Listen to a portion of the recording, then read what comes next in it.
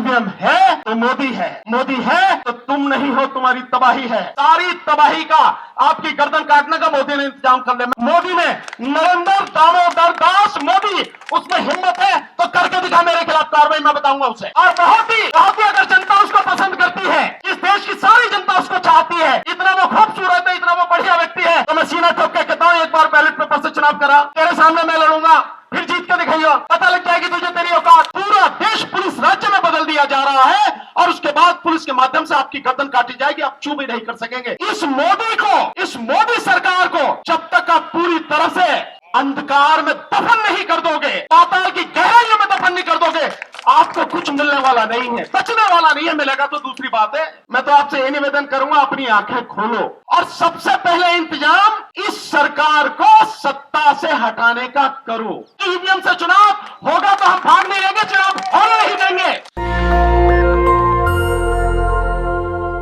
तो अधिकार किसके लिए जरूरत है? किसी के लिए जरूरत नहीं। और वर्तमान सरकार लगातार लोगों को खत्म करने का पूरा बंदोबस्त कर रही है। आपको मालूम होगा, बड़ा हल्ला मच रहा है कि संसद की सुरक्षा में चूक और बीजेपी के जो एमपी है उसके माध्यम से पास बनवाए गए उन लोगों के, जिससे वो अंदर पहुंचे। और उसी दिन दो महत्वपूर्ण कानून पास कर दिए गए और आप इसी सुरक्षा में अटके पड़े हो। एक, इलेक्शन कमीशन को अधिकार दे दिए, और दूसरे, अगर आर्थिक स्थिति के विषय में कोई भी बोलेगा तो उसे आतंकवाद माना जाएगा। ये कानून पास हो गए। 146 जो सांसद हैं विपक्ष के, उनको निष्कासित कर दिया और उसके बाद में संसद में आईपीसी, सीपीसी, सीआरपीसी, इन तीनों पर बिना विपक्ष के हुए, बिना चर्चा के उन्हें पास करने की सारी व्यवस्था कर दी। आपको नहीं समझ में आ रहा कि जिस व्यक्ति के खिलाफ, जिस सरकार के खिलाफ आपको लड़ाई लड़नी है, उसकी रणनीति क्या है, वो कैसा छल कपट से भरा हुआ व्यक्ति है, किस तरह की चालों वो चल रहा है। आप अधिकार मांग रहे हो, वो आपकी गर्दन काटने के लिए सारे इंतजाम कर रहा, आप अधिकार मांग रहे हो। पहले बचोगे तो अधिकार बचेगा ना, अधिकार मांगोगे। और मैं यूं नहीं समझता कि अधिकार मांग रहे हैं। मैंने तो यही सुना, यहां बैठे हुए लोग हैं, उनके मुंह से भी कई बार सुना कि अधिकार मांगे नहीं जाते, अधिकार छीने जाते, तो फिर मांग काहे को रहे यार मेरे। मतलब बड़ी अजीब अजीब सी स्थिति मुझे नजर आती है। साथियों, आपका कुछ नहीं बचेगा अगर आपको विश्वास नहीं है। जो सोशल मीडिया में बहुत गहनता से लोग रिसर्च कर रहे हैं और अपनी बातें आपके सामने रख रहे हैं, उनको सुनो। आप सब कुछ पूरी तरह से तबाह करने का इंतजाम कर लिया गया है और ये सब कुछ कानूनी रूप से होगा, ये गैर कानूनी रूप से नहीं होगा। संविधान में, कानून में परिवर्तन करने के बाद पूरा देश पुलिस राज्य में बदल दिया जा रहा है और उसके बाद पुलिस के माध्यम से आपकी गर्दन काटी जाएगी, आप चू भी नहीं कर सकेंगे। आपको नहीं समझ में आ रहा है, मैं बार बार इस बात को कहता हूं। इस मोदी को, इस मोदी सरकार को जब तक आप पूरी तरह से अंधकार में दफन नहीं कर दोगे, पाताल की गहराइयों में दफन नहीं कर दोगे, आपको कुछ मिलने वाला नहीं है, बचने वाला नहीं है। मिलेगा तो दूसरी बात है। अभी एक रिपोर्ट आई है, अभी आदरणीय राजन पाल गौतम जी ने जो बताया, आपको इससे नहीं समझ में आता कि 2.25 लाख स्कूल बंद हो गए। ये क्या है? और जो 2020 में नई शिक्षा नीति जो आई है, उसके अनुसार क्या है? हर चीज को प्राइवेट हाथों में दिया जा रहा है, हर चीज को।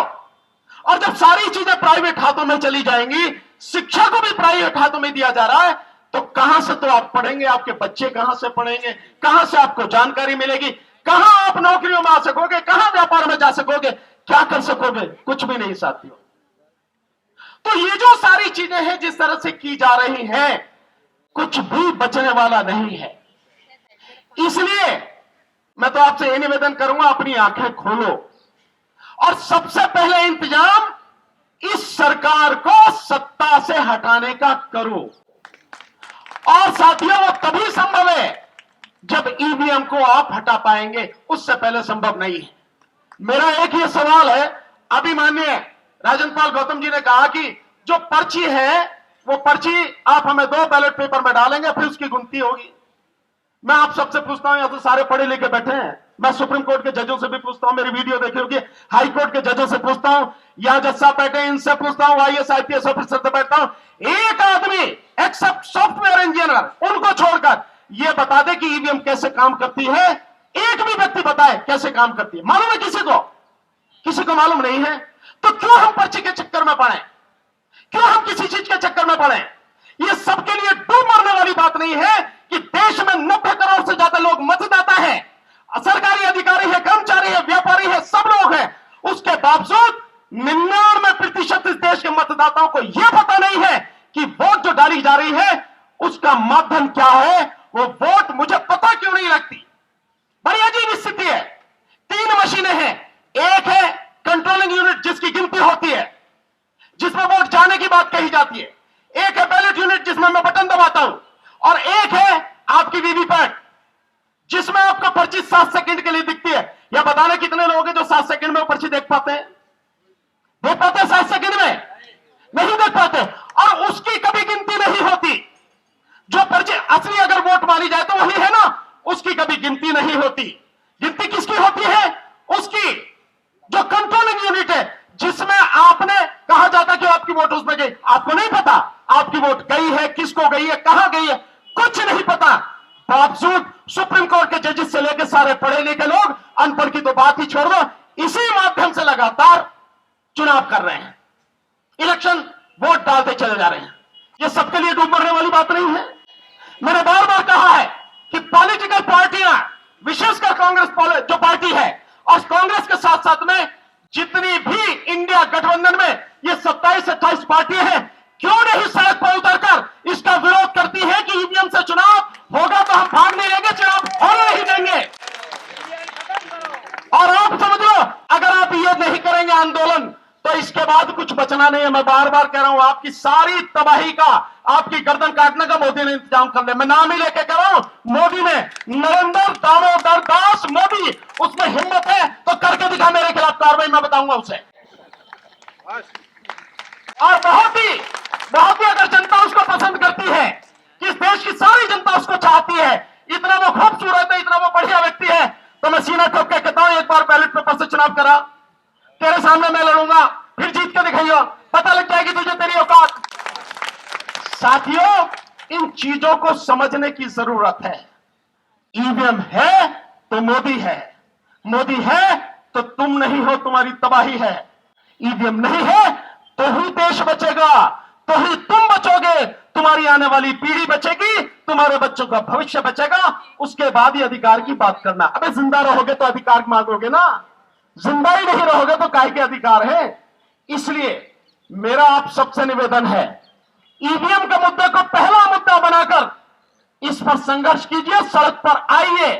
जितने भी पॉलिटिकल पार्टी हैं, नेता हैं, सबको कहिए कि यह आम है। हालांकि इनसे कहने का कोई फायदा नहीं है, क्योंकि इन सभी नेताओं के रहते हुए आपके तमाम अधिकार कानूनी रूप से इसी संसद में, विधानसभाओं में खत्म कर दिए गए, और ये मुर्दे जरा भी कुछ नहीं कर पाए, सारे के सारे, चाहे 131 का हो या बाकी और जितने भी हैं, जो कहना है कह लो, लेकिन इनके रहते हुए सब कुछ हो गया। और पार्लियामेंट में आज की तारीख में जिस तरह की गुंडागर्दी चली है, मैं यही शब्द बोलूंगा, गुंडागर्दी जो चल रही है, ऐसी गुंडागर्दी लोकतंत्र में, किसी संसद में, किसी विधानसभा में आज तक कभी किसी ने न देखी, और न ही कभी किसी सरकार ने ऐसी की जैसी हो रही है। इससे बचने का रास्ता केवल और केवल सड़क। देश की अदालतें, हम भी अदालत में रहते हैं, देश की अदालतें, मैं बिल्कुल खुलेआम कह सकता हूं, अब इस काबिल नहीं रही कि लोगों को बचा सके, देश के संविधान की रक्षा कर सके, आपको आपका अधिकार दिला सके। और जब अभी जज साहब कह के गए कि जून 18 में जब 4 जजेस बाहर निकल कर आए, तो उन्होंने भी तो पब्लिक से कहा था कि लोकतंत्र खतरे में, तो तब भी नहीं समझे। साथियों, जो स्थिति है, केवल और केवल देश की जनता सड़क पर आएगी तो ही देश बचेगा, अन्यथा कुछ बचना नहीं। मैं एक सूचना आपको देता हूं, शायद आप लोग साथ दे पाए हमारा। 6 जनवरी को इसी जंतर मंतर पर ईवीएम को हटाने के लिए हमने कॉल दी है, देश भर से लोग आ रहे हैं, इस बार बहुत अच्छा रेस्पॉन्स है। मैं आप सबसे निवेदन करूंगा, एक एक व्यक्ति जो यहां बैठा है और जो नेता है, ये सारे के सारे, मेरा अभी साहब आपको निमंत्रण है, सारे के सारे 6 जनवरी को यहां आए। साथियों, मेरी बेटी की शादी नहीं है, मेरे बेटे का ब्याह नहीं है, जनता की लड़ाई है, हम सबकी लड़ाई है। अगर वाकई में आप चाहते हो देश को बचाना, बच्चों को बचाना है, आना पड़ेगा आपको, और नहीं आते हैं तो फिर कहिए मत कि आपके अधिकार लुट रहे हैं। आपने समय दिया, बहुत बहुत शुक्रिया। 6 जनवरी 2024, बहुत बहुत शुक्रिया। नमो बुद्धाय, जय भीम। नेशनल दस्तक की आपसे गुजारिश है कि अगर इसको बचाना चाहते हैं तो नेशनल दस्तक को सब्सक्राइब करने के लिए रेड कलर के सब्सक्राइब बटन को दबाएं, फिर बेल आइकन की घंटी दबाएं। नेशनल दस्तक को बचाने के लिए बहुत जरूरी है कि हर खबर को शेयर करें, लाइक करें, कमेंट जरूर करें।